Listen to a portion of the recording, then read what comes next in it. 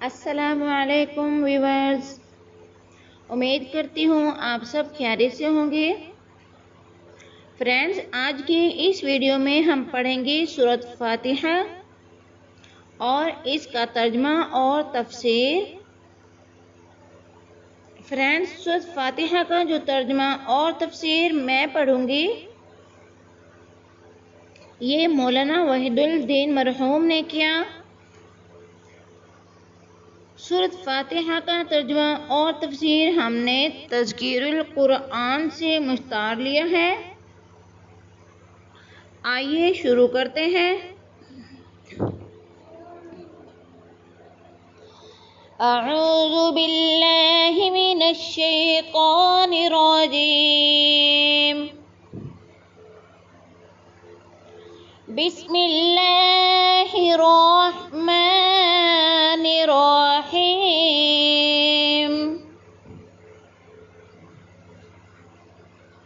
الحمد للہ رب العالمین، الرحمن الرحیم،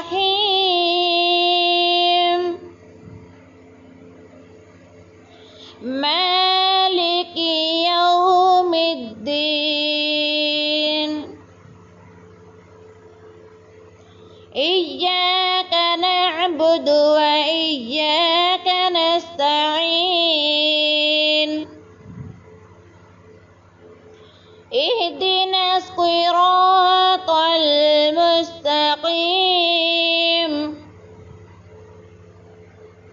صراط الذین انعمت علیہم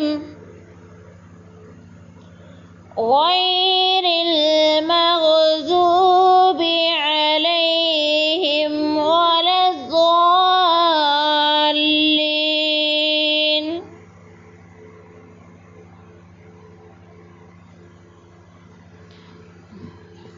آئیے اب ہم پڑھتے ہیں اس کا ترجمہ۔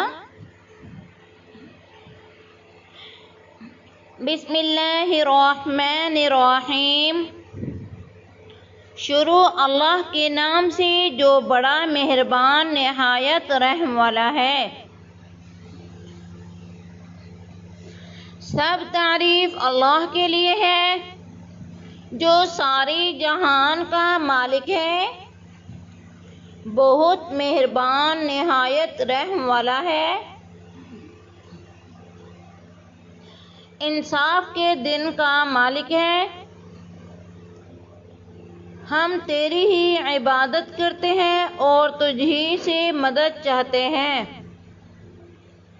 ہم کو سیدھا راستہ دکھا، ان لوگوں کا راستہ جن پر تو نے فضل کیا، ان کا راستہ نہیں جن پر تیرا غضب ہوا، اور نہ ان لوگوں کا راستہ جو راستہ سے بھٹک گئے۔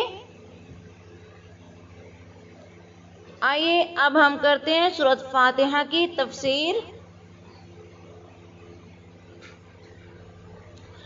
بندے کے لیے کسی کام کا سب سے بہتر آغاز یہ ہے کہ وہ اپنے کام کو اپنے رب کے نام سے شروع کرے، وہ ہستی جو تمام رحمتوں کا خزانہ ہے اور جس کی رحمتیں ہر وقت ابلتی رہتی ہیں۔ اس کے نام سے کسی کام کا آغاز کرنا گویا اس سے یہ دعا کرنا ہے کہ تو اپنی بے پایہ رحمتوں کے ساتھ میری مدد پر آ جا اور میرے کام کو خیر و خوبی کے ساتھ مکمل کر دے۔ یہ بندے کی طرف سے اپنی بندگی کا اعتراف ہے اور اسی کے ساتھ اس کی کامیابی کی الہی ضمانت بھی۔ قرآن کی یہ خصوصیت ہے کہ وہ مومن کے قلبی احساسات کے لیے صحیح ترین الفاظ مہیا کرتا ہے۔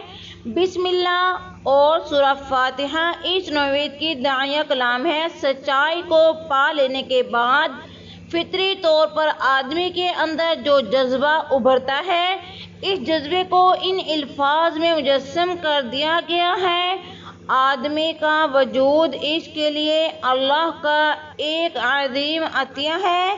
اس کی عظمت کا اندازہ اسے کیا جا سکتا ہے کہ اگر کسی آدمی سے کہا جائے کہ تم اپنی دونوں آنکھوں کو نکلوا دو یا دونوں پیروں کو کٹوا دو، پھر اس کے بعد تم کو ملک کی بادشاہی دے دی جائے گی، تو کوئی بھی شخص اس کے لیے تیار نہ ہوگا۔